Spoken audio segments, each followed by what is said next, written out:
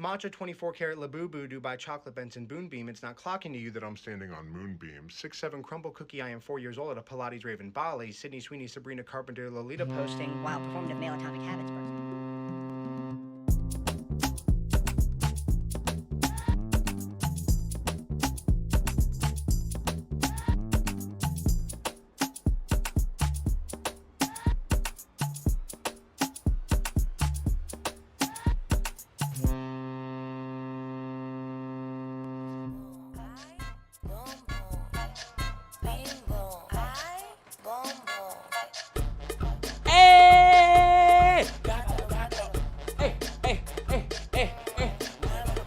Welcome back to the Captain Wait, hold on.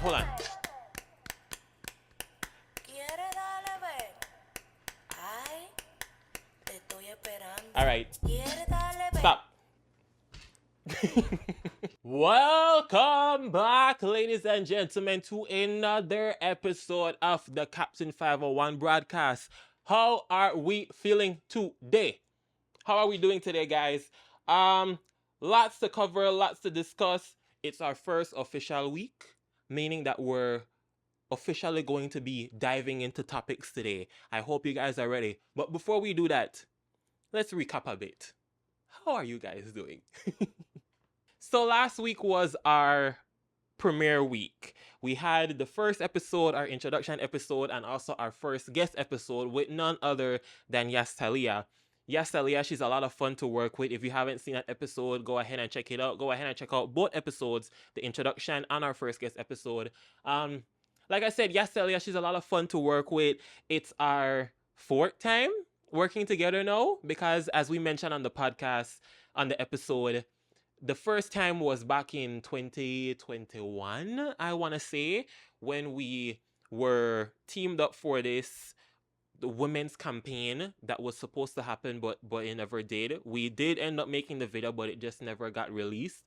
And then also, again, in 2023, September of 2023, she was a part of my September videos for that year where she came onto the channel and performed Out and About, which is still on my YouTube channel, by the way. Go ahead and check that out. Then for my graduation in that same year, she performed again. And then now, this episode, that's our fourth time working together. I mean, she's a lot of fun to work with. I always enjoy working with her, you know, seeing her in public whenever we cross paths. It's always a pleasure. So it was a no-brainer really that Yastalia would be the first guest. And I'm very grateful to her that she agreed to be a part of the podcast. So, like I said, go ahead and check out that episode. Go ahead and check out our premiere week. If you're not up to date as yet, for the people who are, good for you. For the people who are... Okay, lots to talk about, guys. First off, updates to the set. Our first update being that the map of Belize is no longer behind me. I replaced it with my Captain America, Captain Belize shield. All right? This shield I had since 2023.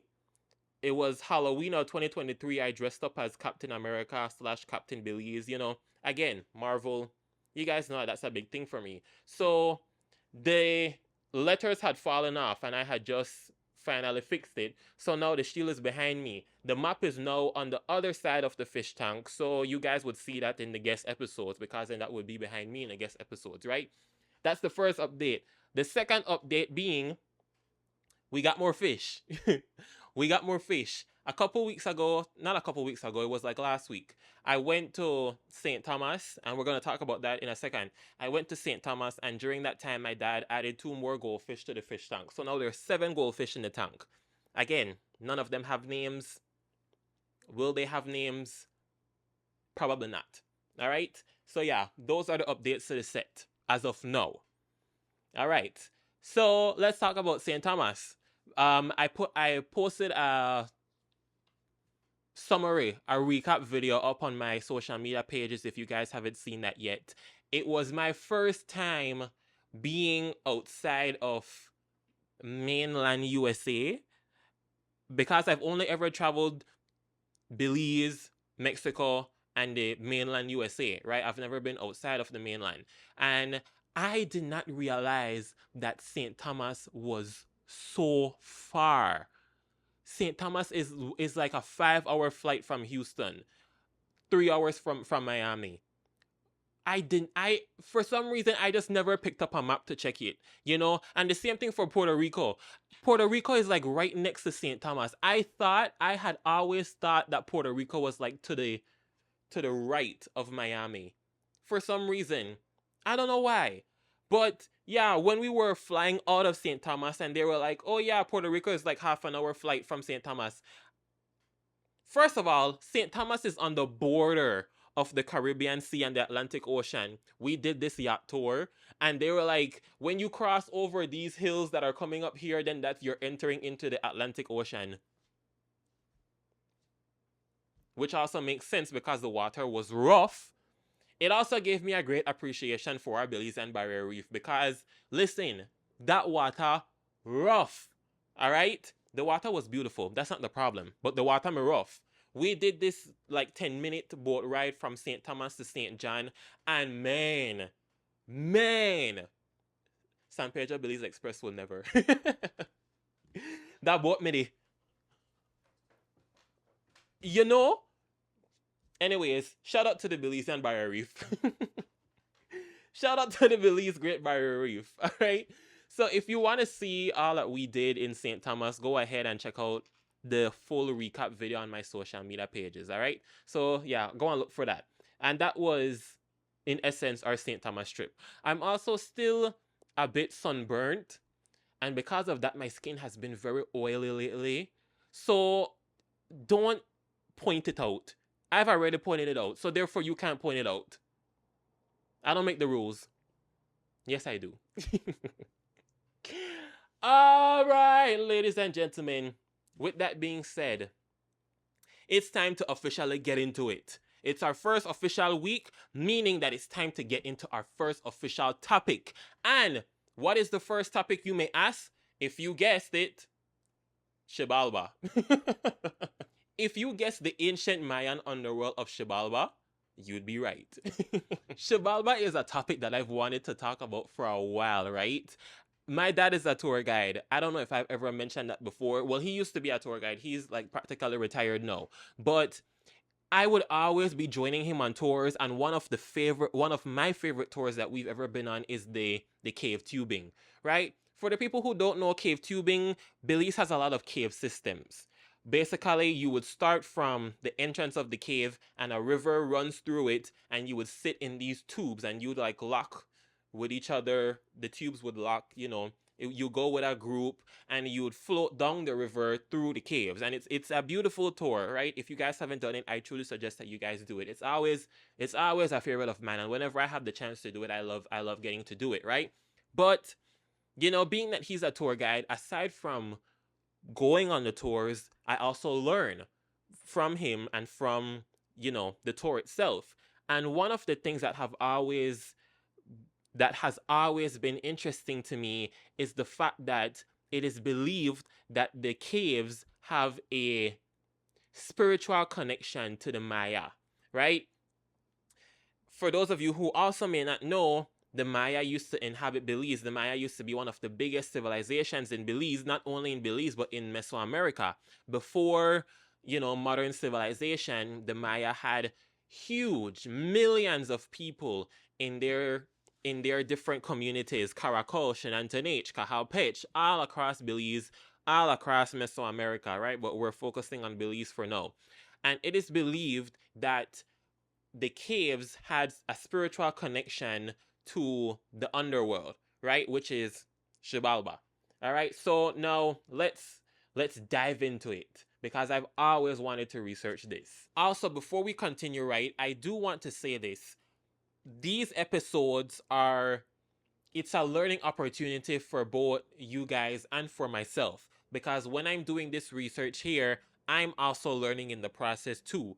And because of that, I do understand that there may be times when I may say something wrong, right? Or I may get something wrong. And I will try my best to not have that happen at all, but I do understand that it may be inevitable in cases like these. So I will try my best to have fully credited sources to cite whenever I do read information from off of the internet, and in the event that I do get something wrong, I want this to be an open discussion where you guys, if you guys know any better, or if you guys have any further information that you guys would like to add, please, of course, let me know. Commentate under the YouTube video in the comment section, wherever it may be. Send me a DM, so that other people can learn as well. Because that's my goal with this podcast. I want to learn, I want to educate myself, and I also want to educate others in the process as well. So yeah, that's my disclaimer before we continue. This is coming from nationalgeographic.com. Cave tourism is one of Belize's top activities, allowing travelers to explore Mayan mythology and culture. A tremendous amount of effort has to go into opening various caves to make them accessible to viewers. However, archaeologists have barely tapped what's beneath the surface. Here's how to explore these eerie portals to the Mayan underworld. A caving wonderland, Xibalba, meaning place of fear, was significant in ancient Maya culture. The Popol Vuh, the book of creation of the Quechua people, describe it as a court existing below the earth's surface, where the Maya dead gods reign supreme, and a crossroads of the living and the dead. So, okay, I've always understood that to be like a place of purgatory. It's like that in between, because that's how they describe it. It's the crossroads between the living and the dead. What is purgatory, before I even continue, so that I'm not, saying the wrong thing?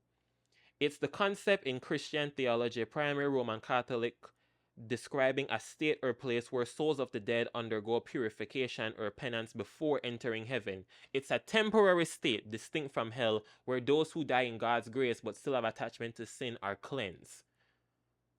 So I guess it kind of is, not really, But yeah, according to Holly Moyes, a professor of archaeology at the University of California, Merced, and National Geographic explorer, historians are still speculating on why ancient civilizations saw caves as portals to the underworld. When you take the tour guide will also tell you about this, that it is understood that these caves were the portal to the underworld, and they oftentimes would show you what would look like relics, or like pots or offerings, where people of the Maya civilization would enter into the caves and they would do these rituals, or they would do these practices where they would sometimes do sacrifices, or all different kinds of ritual practices that they may do.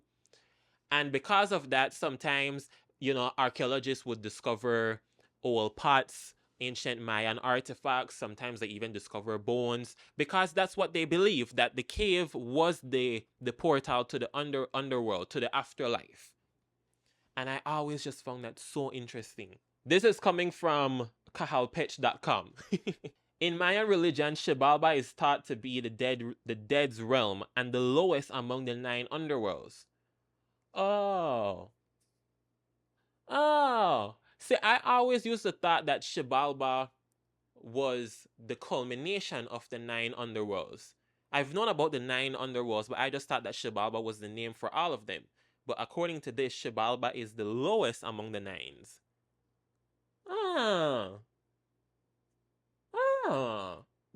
The Maya were Belize's first inhabitants, and caves were fundamental to their religion, which is why Belize's history with its caves is like the fate of soulmates. You can't pull them apart. If you want to travel back in time and enter the realm of Xibalba, then you have to explore any or all of the below caves to learn about the enigmatic and ancient Maya civilization.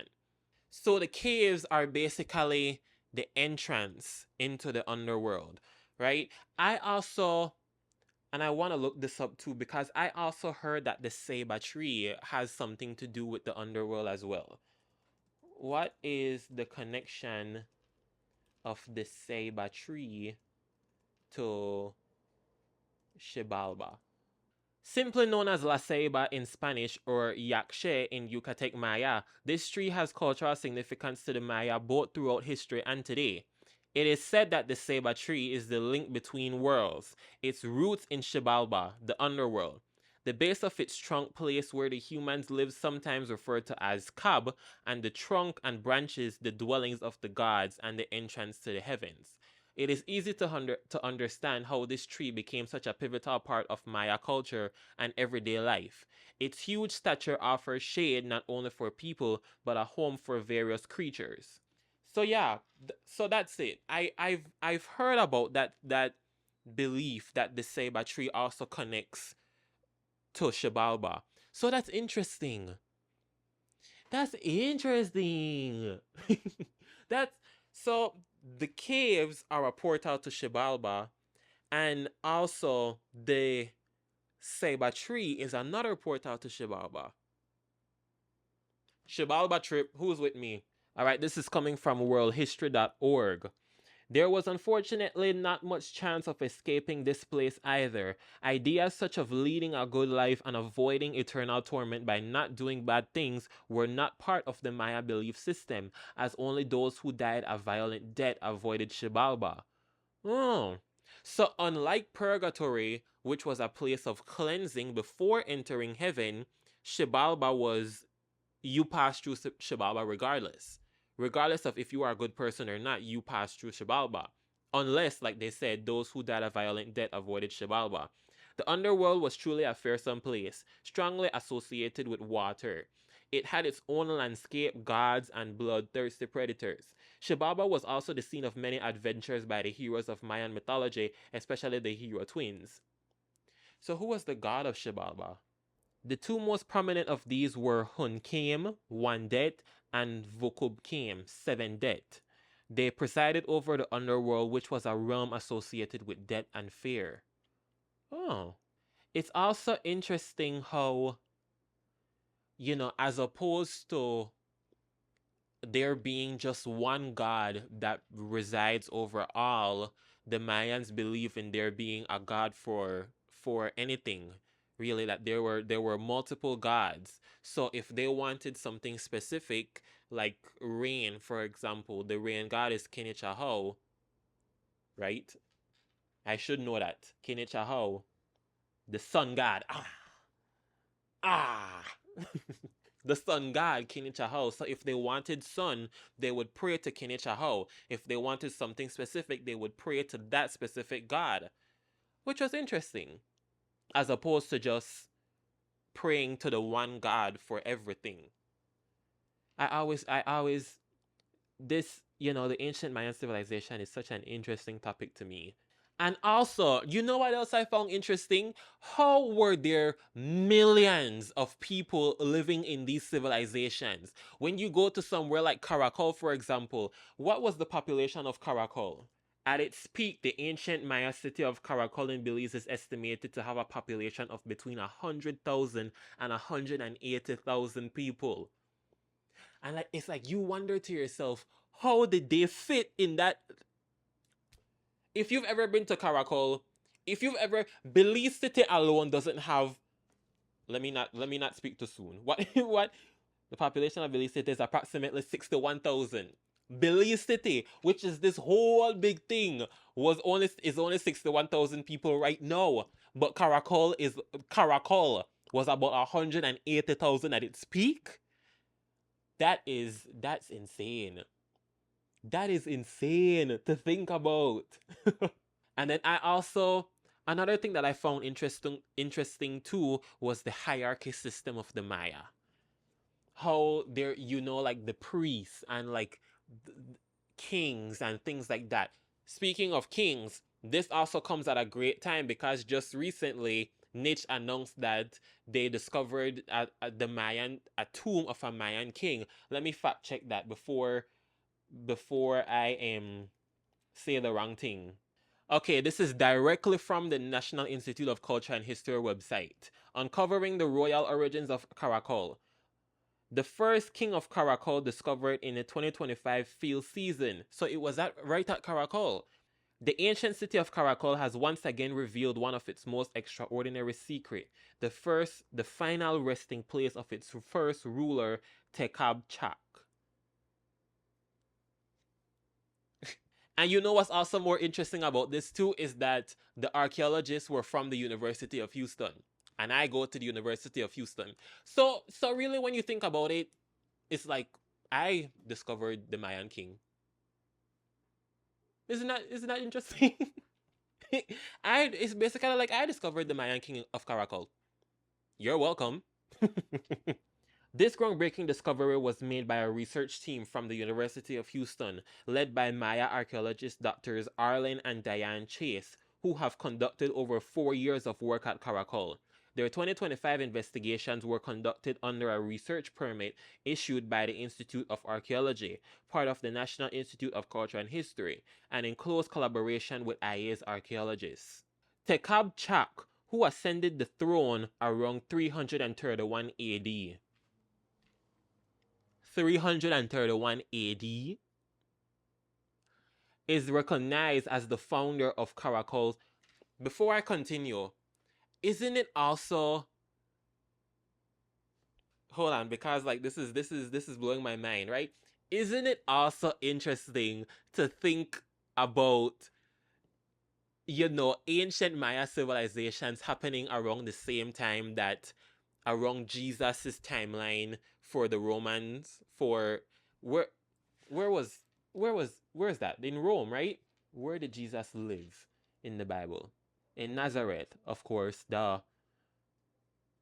Where is Nazareth? Where is Nazareth? Nazareth is located in Galilee. Okay. Where is Galilee? But yeah, I just found it interesting to think, to put those two timelines side by side and to realize that they were both happening around the same time. What is, okay, let me look this up. What is the earliest Mayan civilization? The earliest evidence of Maya civilization dates back to the pre-classic period, specifically around 2000 BC. So even before Jesus had ever even entered into the picture, the Maya civilization has been going on. BC and all through AD up until the Europeans came over into this side of the world and started, you know, trying to take power over them. That is such a long time for a civilization. Why don't people talk about that more? Why don't people talk about that more? Another interesting, so many interesting things are happening. Hello? So many interesting things are happening today. Where was the jade head found? Alton Ha. The jade head was found in Alton Ha, specifically in Temple B4. Okay, so it wasn't in the caves. It was in Temple B4. So where was the crystal skull? Where was the crystal skull found? In the Mayan ruins of Lobantun. Lobantun. So it wasn't found in a cave as well? What were some Mayan artifacts found in Belizean caves? Let me look that up. The Crystal Maiden. So then what is the Crystal Maiden? The skeleton of a young Mayan individual found in the Actun to NICH cave, the ATM cave in Belize. Like a full skeleton. I'm sorry, I'm locked into this. You guys, listen, I am nerding out right now. I need you guys to lock in with me. A full Maya skeleton. How old was it? Estimated to be around 17 to 21 years old. The Mayas are believed to have used the cave for rituals, including human sacrifice. The crystal maiden is thought to have been sacrificed to appease the gods, possibly through a time of drought. I also want to recommend a book to you guys as well. It's currently on the Access 501, the 501 Academy website by NICH. It's called the People Who Carve Jades and Their Descendants, being that we're on the topic of the Maya. And it's written by the Governor General, Dame Froila Salam. It basically talks about the Mayan civilization, and it starts all the way from, you know, the Paleo-Indian, the Archaic period, and it brings you up until, I believe, up until like modern Mayan discovery and you know, ancient Mayan artifacts and things like that. It's a really interesting read. It's only 23 pages, so I suggest that you guys, you know, I will link it in the description for this podcast episode. Go ahead and check it out. It gives a lot more information about the Maya than I currently am, because, you know, I'm simply just looking up things that are linking to Xibalba. But yeah, if you definitely want more information on the Maya, more detailed information on the Maya, there's even a timeline here of political events for the Maya in Belize, definitely go ahead and check that out. This episode of the Captain 501 broadcast is brought to you by the National Institute of Culture and History, NICH. NICH has been serving Belize for over 74 years as Belize's premier cultural institution dedicated to safeguarding and preserving culture and history. Whether it's divisions like the Institute of Archaeology or the Institute of Social and Cultural Research, NICH has created various outlets to maintain an open and collaborative approach to cultural heritage and arts promotion, management, and cultural safeguarding with its various stakeholders. You can learn more about the resources provided by NICH by visiting the Museum of Belize or the Museum of Belizean Art located in Belize City, the various houses of culture located countrywide, as well as visiting nichbelize.org or other websites such as the 501 Academy or Access 501. Okay, now that we've got that out of the way, now that we've established the groundwork, the research needed for you guys to understand what is Xibalba, now this is what I want to talk about, and I need you guys to lock in with me. I have an idea for a TV series, all right? Walk with me. It's a TV series around the idea of Xibalba, but it places Xibalba in the concept of the back rooms. Walk with me. Walk with me, guys. Now, some of you may be asking, what is the back rooms? If you don't know about the back rooms, by the way, then you're probably not up to date on internet culture, and you need to go and do your research. But let's look it up.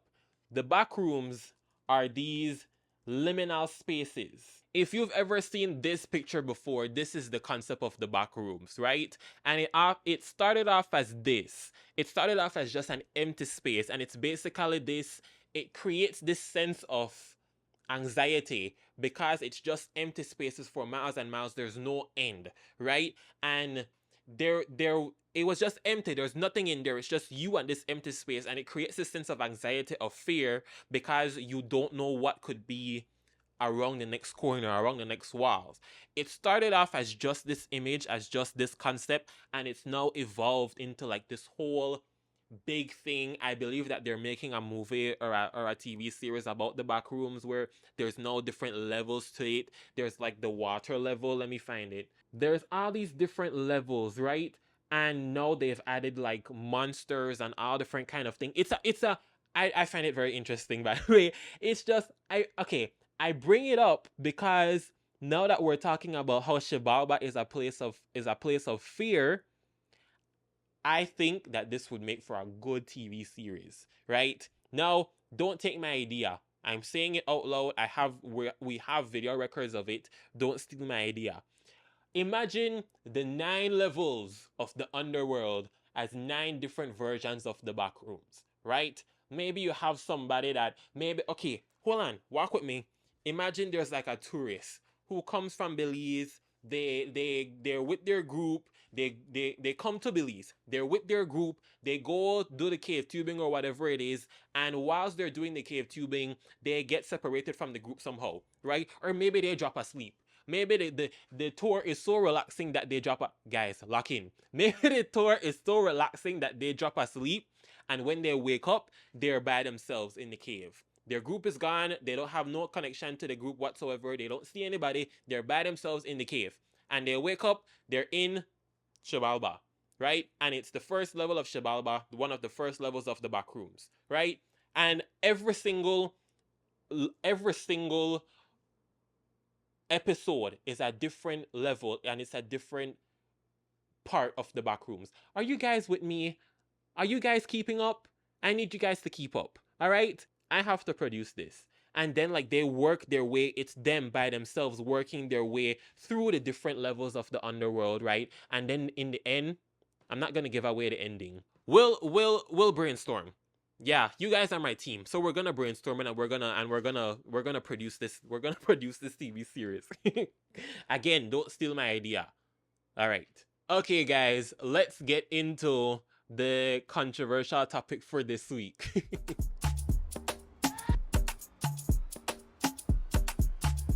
My controversial topic for this week, and I need you guys to get what I'm saying when I say this. We have to stop falling for engagement farming posts on social media. When I say we, I use that term very loosely because I don't mean me.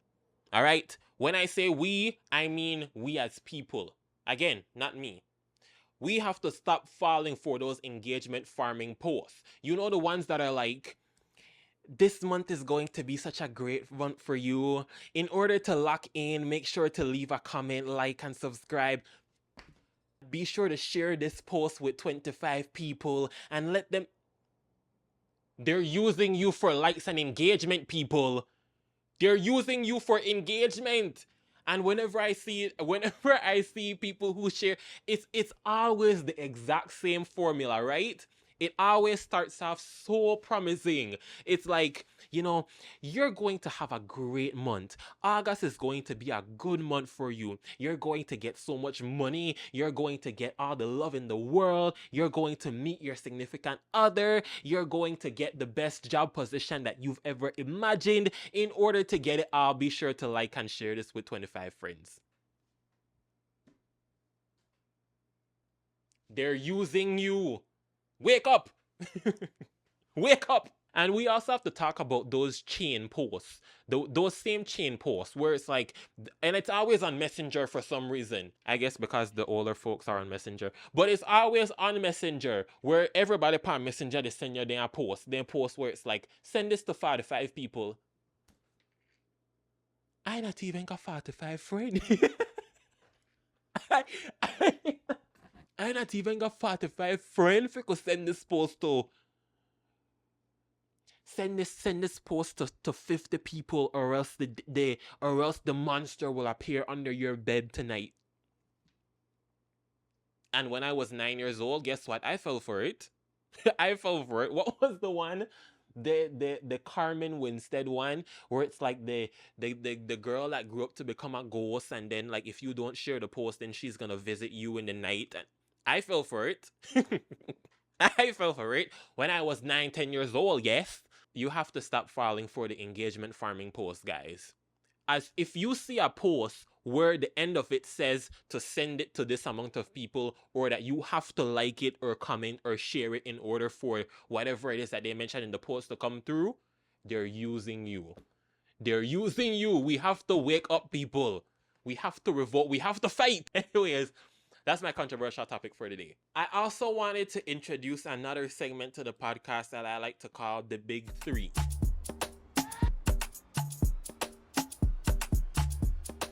This is basically where I'm going to be highlighting some of my favorite Bleian artists, some of my favorite TikTok videos, and my song of the week, basically, right? Firstly, let's start off with the Bleian artists, and up on the list I have Morales Art. When I tell you, I watch their videos of their process of making a painting, and I mesmerize every single time. I'm gonna put one of them up right now for you guys to see. You know, and I do apologize to the audio listeners who don't get the chance to see. But Morales Art, their social media username is Artist Morales. ARTISTMORALEZ. I believe that artists are... it's a born talent. And of course, it's a talent that you have to improve with over time. But to be able to see an image in your head and translate that to paper, it's always beyond me that people are able to do that. So yeah, that's the first person that I wanted to highlight. Artist Morales. Definitely go check them out. I need one of their paintings. I need one of his paintings. And then this is my favorite TikTok video for this week. Matcha 24-karat Labubu do by chocolate Benson Boonbeam. It's not clocking to you that I'm standing on Moonbeam. 6'7" crumble cookie. I am 4 years old at a Pilates rave in Bali. Sydney Sweeney, Sabrina Carpenter, Lolita posting. While performative male atomic habits, Bergs and cuffed pants. Barlow more like stinging fetish. Which one of you con stroking the thorax right now? Brain rot in the big 25. I'm smoking that dud pack. Just got my first shiesty. Who want a Swiss cheese? No, this video goes on for a whole minute. And it's all words that are from brain rot culture, right? And I'm not going to explain why I find it funny. The problem is that I understood every word. What does that say about me as a person? And we're going to talk about brain rot in episodes to come because it's a problem. Is it a problem that I'm willing to address? Is it a problem that I'm willing to fix? And lastly, my favorite song of the week is Bing Bong, the song that I played at the beginning. Listen, I've been out since summer began, and I've yet to hear that song playing in like a club or an outdoor venue setting.